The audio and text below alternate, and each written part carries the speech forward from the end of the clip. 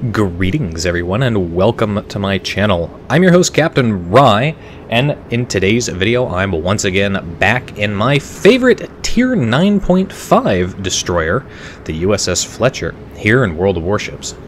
As the battle gets underway, it's a Sea of Fortune, it's domination match mode, and it is a tier 10 maximum battle, but as I mentioned, this is really a tier 9.5 destroyer, not a tier 9 destroyer, so the fact that it's a tier 10 battle is going to make no difference whatsoever to this particular warship. I've spawned closest to the A cap point, so the A cap point is where I've decided to go here. I'm being backed up by a friendly destroyer and several cruisers and a couple of battleships. The team is splitting into two, which is pretty normal to see on this map here, with the other two destroyers heading off to the C cap point, accompanied by some cruisers as well. As I push into the A cap point, I start capping it. I spot the enemy Kagero, but that Kagero is not alone. As you'll notice there, I briefly detected the enemy Des Moines, and that guy, well, he's going to give me some problems here. As you can see there, I've popped my smokescreen in an effort to break line of sight with the two destroyers, including the Harakaze, which could be a potential problem for me. But I'm still being detected, and that is from the radar. So what I've done here is I've hit my speed boost. This is one of the reasons why I use the speed boost. It's because this way I can very quickly get myself out of that danger zone, that situation where you've got an enemy radar cruiser detecting you. Now I have opened the distance enough so the Des Moines is no longer detecting me with radar. I turn around here, I sail back into his radar range here, but it's only going to be briefly as his radar is going to go on cooldown here, so I don't have to worry about radar for a while. Now, speaking of radar, it looks like we've got our own radar up here on this Harakaze, who's doing exactly what I see a lot of destroyers do here, and something that you saw that I didn't do.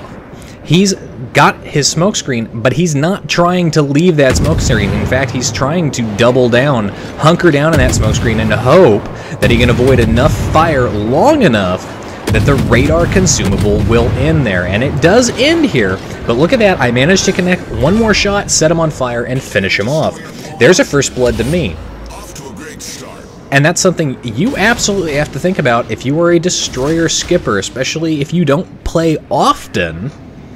Remember, if you see a radar cruiser inside of its radar range, that's 10 kilometers for the US and 12 kilometers for the Soviets, you should be prepared to hit your speed boost and motor out as quickly as possible.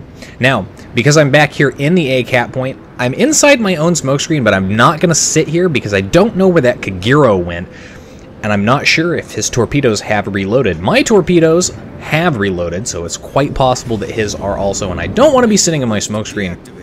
I also don't want to be stuck in there in case he decides to bum rush me. I want to be out in the open where I can see him.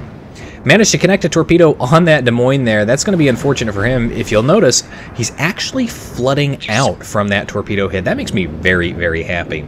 At this point, the enemy team is now in a very bad situation, as my team has secured the A cap point, the C cap point. We're in the process of securing the B cap point, and they have lost 3 of their 4 destroyers. The only remaining destroyer left on their team, if I'm not mistaken, is that Kagero, who took a massive pounding as we pushed into the A cap point. Where he is now, I have no idea, but if he's lurking around, I'm going to go find him. In the meantime, there's an enemy Montana that's off in the distance there, and it looks like he's kind of pushing around the flank there, but it also looks like he's kind of trying to use the island as, I don't know, rest spot for his crew as he continues pushing towards that. Briefly, once again, detected by radar, but once again, motoring my way away from the radar situation.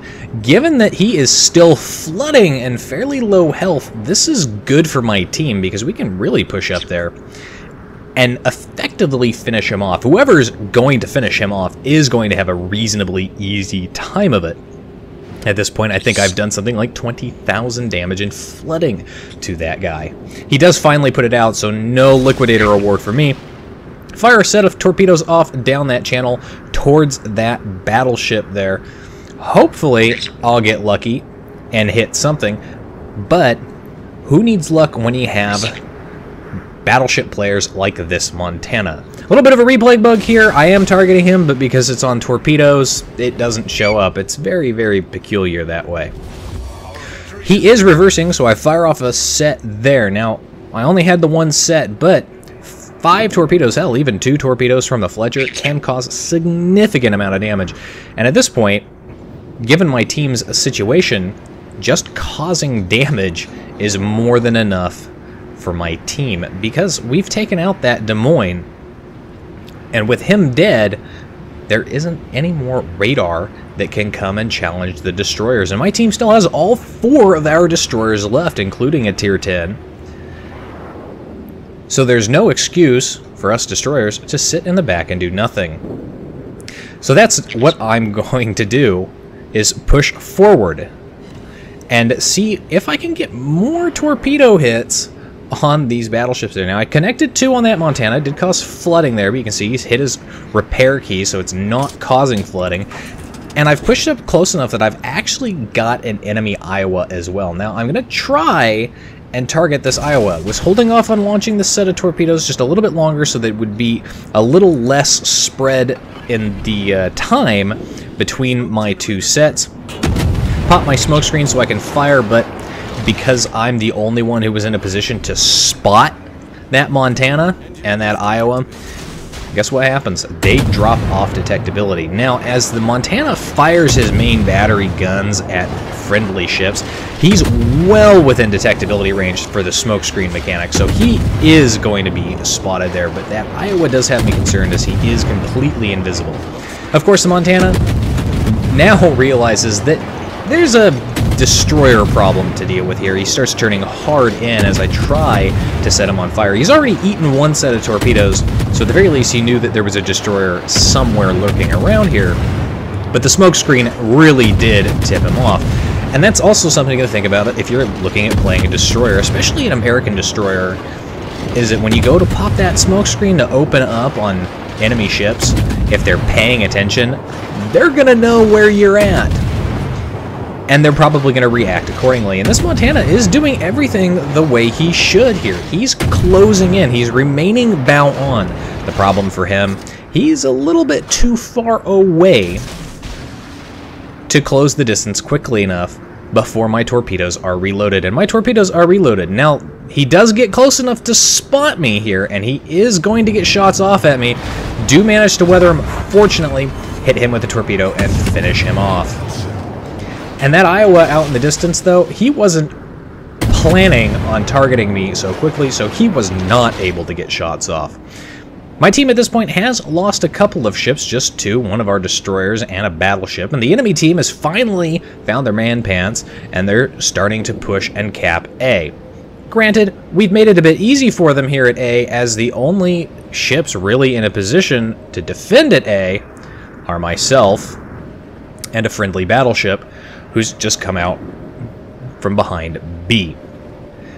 That Iowa, though, well, he wasn't prepared to shoot at me when I was detected by his Montana, was paying attention to the fact that Montana died and slammed on his brakes, dodging all of my torpedoes. Really kind of annoying.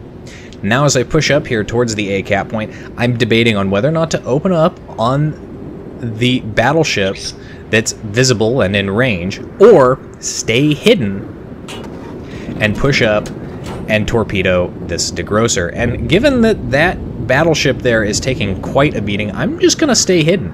I'm going to use the island for cover, fire off a set of torpedoes. Hopefully this degrosser is going to correct himself and swing a little bit wide here as my torpedoes get to him, and that's looking like what's going to happen here.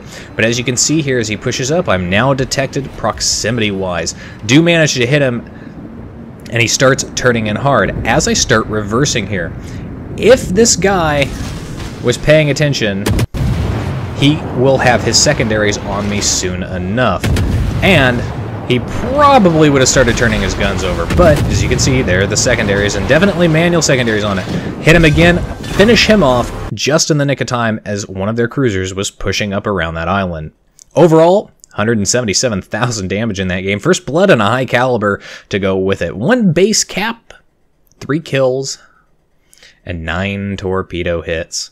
Such a lovely, lovely battle, and a very short battle, as you can see. Top of the team for XP earned there at 2,200 base XP overall. Next nearest person was our friendly Kagero, who managed 1,600 base XP in that battle. Anyway, that's it for today's video, folks. If you like the video, hit that like button, hit the subscribe button, leave a comment down below. If you'd like to get semi-regular channel news and updates, you can do so by liking and following me on Facebook. If you've got a replay like this one that you'd like to see featured on my channel, you can send it to my email. If you'd like to help support me and the channel, you can do so by becoming my supporter on Patreon. And if you'd like to watch me play various games live, albeit pretty intermittently, you can do so by following me on Twitch. You can find the links for all of those in the video description down below. And as always, I'll see you next time. This is Captain Rye, signing off.